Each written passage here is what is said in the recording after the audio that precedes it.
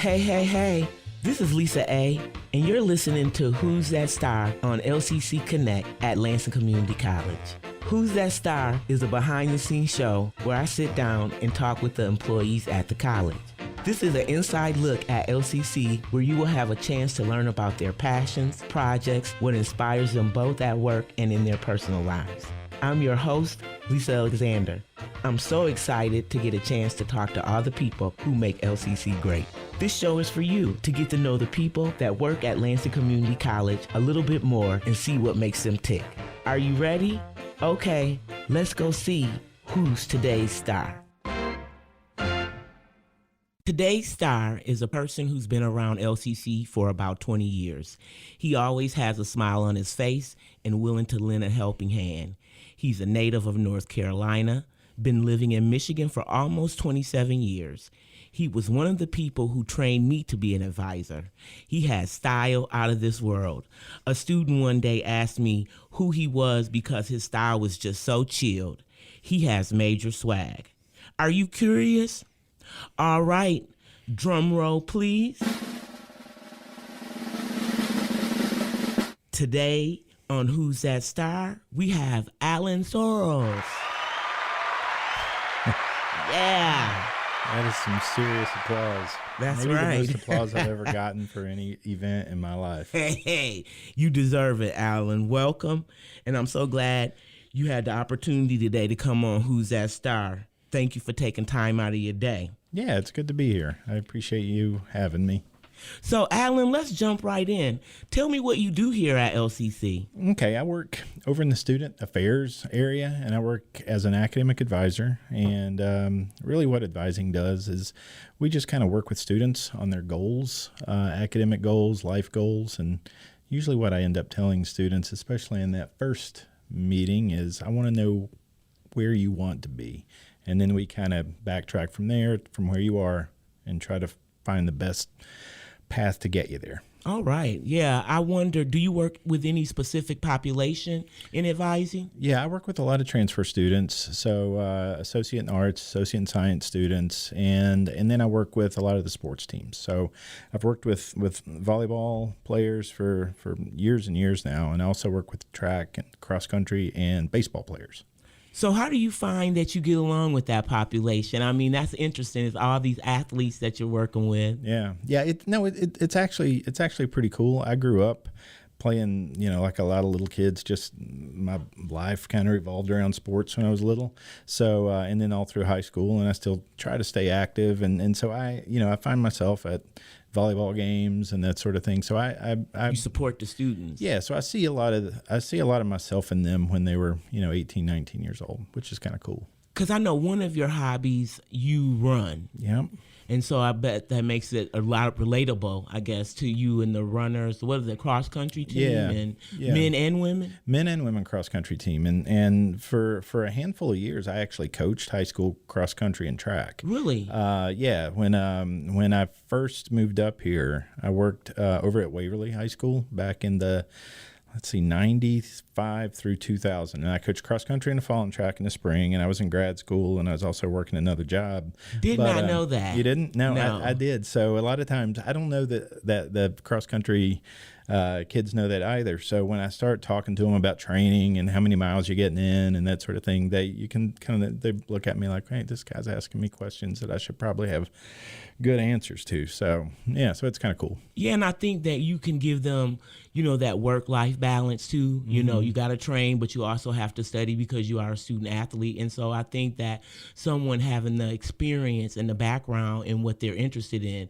it really does make a difference. I'm not advising any cross-country team because I'm not running cross-country anywhere, but I definitely think that it does make a difference when you are able to relate to your students. So, Alan, tell me a little bit about your advising philosophy. I know you said you like to kind of work backwards. Yeah. How did you come up with that philosophy? Yeah, I think sometimes, and maybe this is just myself, and I think I've probably read and heard some speakers about it as well, but I have this idea that you don't really know where you don't really know how to go somewhere unless you know where you're going. So it's kind of like you know, if you're going to drive from here to there, you need to know where the there is. So I'll ask students, you know, what do you see yourself doing? Where are you thinking about going? And that kind of provides me with a better view of maybe the best way to help support them to get there. And so I think students a lot of times kind of respond to that. And when it comes to student dialogue, you know, and having those conversations with students, I'm usually pretty relaxed, and I just kind of let them, you know, see what sort of style or conversation they might feel comfortable having. So I think that's one of your best characteristics, is that you are so chill, you're relaxed, you know, you make people feel comfortable. And I think that's a good thing, because a lot of times students come in with different concerns, and when they get an opportunity to see you and work with you, you put them at ease. And so I think that's a great thing, and you do a great job. Thank you. I say that because you trained me, so I have to say that I learn from the best. Well, I appreciate that. Yeah, I do too. Thank you, because I've been here now for 10 years, and I owe a lot of that to you, so I appreciate you. Yeah, we're glad you're here. Yeah, so tell me a little bit about how LCC helped you grow as a person, because you said you've been here about 20 years. Yeah, I'm in my 20th year right now, really, which is kind of crazy, because when you look back on everything that's gone on in your personal life or your work life or the life of the world or the society we live in, there's a lot has happened in 20 years. So, but LCC itself, I enjoy so much the people I work with, and it's always been a very supportive place, and I've enjoyed students. You know, over the last 20 years, I suspect maybe I've seen, you know, kids of students that I may have worked with some other time, and so it's kind of cool, and the diversity of the students and the demographic of students that we have is something that I appreciate, and I learn as much being here, honestly, I think, as students do from us in a lot of ways. Well, yeah, I know. A lot of times people don't really realize how their work environment plays a role in their life. Mm-hmm. And you've been here for 20 years, so you've raised your child working, because Berkeley was born when you were working at LCC? No, she was about 2, because she's 22 now. Oh, so wow. she was, you know, she was pretty new on the scene when I started working here. So, but everybody in our office, she's known since she could just barely walk, really. So yeah, it's pretty Berkeley cool. is our advising child. We are so proud of her. She's about to graduate, isn't she? Yeah, she's actually graduating in May. I think as of tomorrow, I'll be able to say next month. But she's graduating from MSU in May with 2 degrees, actually. So she's done a lot of cool stuff. So can you pump her up with what are the 2 degrees, please? She's 1 degree. She's in the residential college in the arts and humanities. So she's going to have 1 degree in arts and humanities, and her 2nd degree is in history. So she's really into museum studies and research and curation and that sort of thing. So that's kind of what her plans are. Yeah, I really enjoyed getting the opportunity to meet Berkeley. Berkeley just has the best personality, as well as your wife, Angel. Thank you. I love having the opportunity to just get to know them. That's the one thing that I like about LCC. We're family, you know what I mean? Yeah. And we care about each other, and we get an opportunity to learn about one another's lives and passions. And your family is a major passion for you, and you are an active father and participate a lot in your child life. So I think that's something that I admired about you. Well, thank you. They're great. Both of them are great, and you know, strong, independent women, and they've helped me see things through eyes that most you know, males might not otherwise have that opportunity to see through. So yeah, we've always had a lot of good conversations, and they're both pretty amazing. Yeah, I think so too. Yeah, thank you. Yeah, I say you did a good job on that, sure.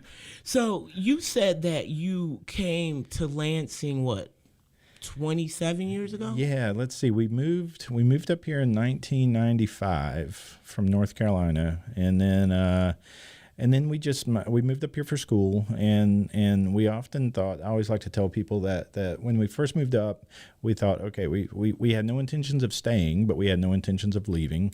And so we were fortunate enough that we met a lot of cool people, a lot of friends that we're still friends with today. We literally met people the first month we lived here that we've seen in the last month or so over at their house and that sort of thing. So that's pretty cool. So we've been very fortunate, and we love the area we live in and school district that our daughter went to, and all. So it's been a blessing for us, really.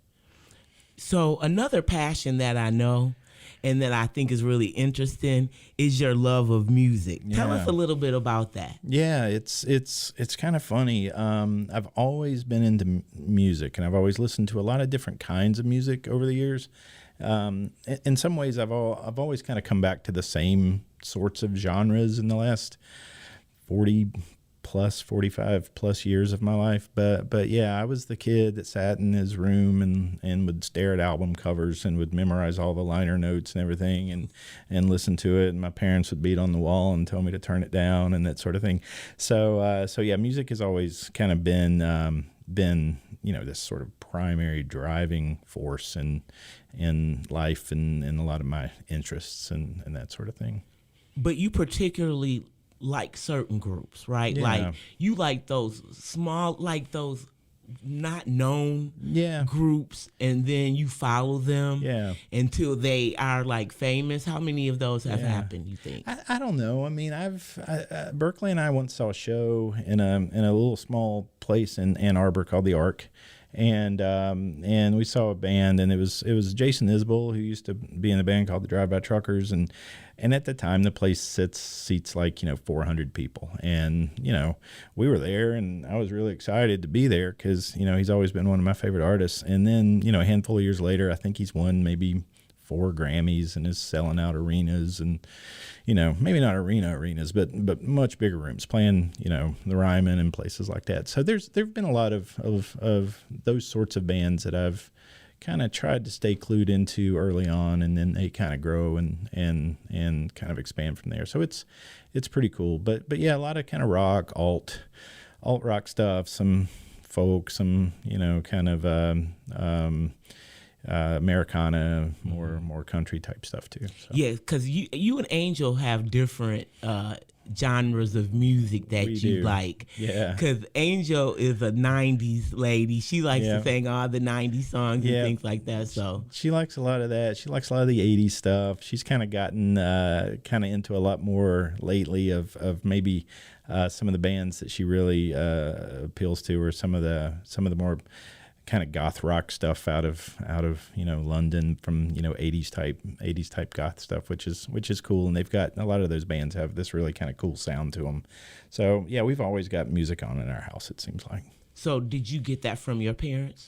Yeah, that's actually a good question. I don't really think about it that much, but I do remember hearing music from my bedroom when I would wake up in the morning, and my mom always had a radio station on, and I can actually remember hearing even a bass groove, because that was all that comes through the wall, and I can remember listening and kind of trying to predict what song it was just from the late 70s, and that mom might be listening to at the time, but mom was more into like Eagles, Beach Boys, those sorts of 60s, 70s kinds of sounds. My dad was a little bit more into like a lot of the old school country stuff. Okay. From the 50s, 60s, and so it was a good blend. And I'm not lying, I still listen to some of those same bands today. Yeah, our parents just have a major influence on our music, and I was wondering, you coming from North Carolina, and then the music that you like now, if that was influenced from your parents or not, or you just kind of just struck out on your own and found your own identity. Yeah, no, I'm sure that it was. And my mom was kind of funny. She got pretty cool the older I got, and I moved out, and next thing I know, she and my cousin are going to see the Rolling Stones, and she's off to see all these other bands, and she was always kind of into music, but she wasn't necessarily hanging out at the rock shows. Like, who is this lady? Yeah, and I do remember thinking, who is this lady? So it was cool. I was happy for her. Well, another great thing that I like about you, Alan, is that your sense of humor.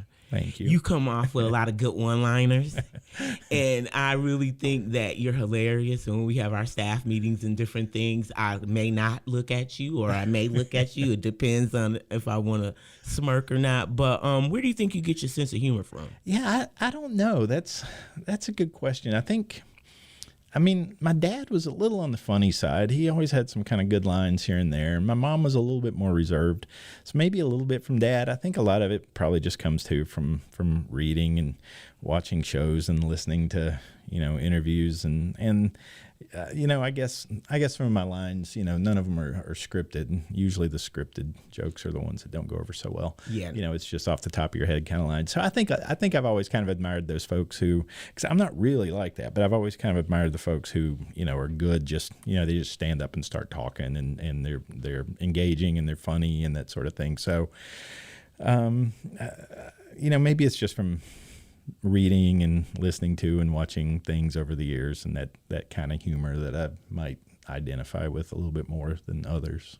Yeah, I definitely think students should come in and get a chance to talk with you, and not trying to put you on the spot or anything. That's and don't expect him to come out, hey, with a comedy show. But yeah, I think if you get a chance to know him, you definitely will find the humor that he has to share. I have one more question. Sure. And I wanted to know, what is your mantra, your motto? What would you say represents you? Yeah, I think that's a good question. There are probably a couple of ideas come to mind right away that I think having a healthy perspective on life is just crucial, and understanding that we all have challenges and we all have struggles and we've all been through various degrees of situations or events in our life, and always just still having a healthy perspective that I heard somebody not long ago say, what was the quote? Quote was something like, your worst day on your planet is someone else's dream somewhere in the world. Okay. Is having that day and that opportunity that you may have had that resulted in not a great day, but other people in other parts of the world would love to be able to have been in that position that you were in on that day. And that kind of, and I honestly think I heard a coach say that during the NCAA basketball tournament after his team lost. And that really hit me. And I thought, that's kind of what I try to think of when I think of, kind of maintaining a perspective on life and understanding that we never know what other folks are going through, being patient with folks, even when maybe they don't deserve our patience or whatever. And, right, something's going on. Yeah. And empathy. I think that's what's missing in a lot of the parts of the world and even in our own society. So. Well, Alan, I'm so glad that you came today to be a part of Who's That Star. I want to thank you for spending time with us, and I'm so glad that our audience got a chance to learn about you and how cool you are and the care that you have for the students at LCC. I just want to say you are a great coworker, a great team player, and someone who's always willing to give a helping hand. Yeah, so thanks, Lisa. I appreciate you having me. I enjoy what we have going on over in our office. It's a good thing. It is. You've been listening to Who's That Star? I'm Lisa A., and you can listen to this episode of Who's That Star and other shows from LCC Connect anytime online at lccconnect.org. Thank you for listening. Catch me next time to find out who's that star.